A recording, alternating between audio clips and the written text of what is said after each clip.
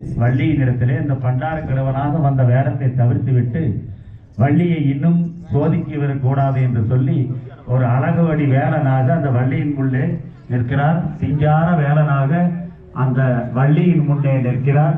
அதை பார்த்த வள்ளி மிகவும் மனமகிழ்ந்து காலை தொட்டு கும்பிட்டு என்னை மன்னித்து விடுங்கள் நாதா என்று சொல்லி, உன்னைத்தானே திருமணம் செய்து நான் காத்திருத்தேன் என்று சொல்லி வள்ளியின் முகத்திலே புன்சிரிப்பு வந்தது.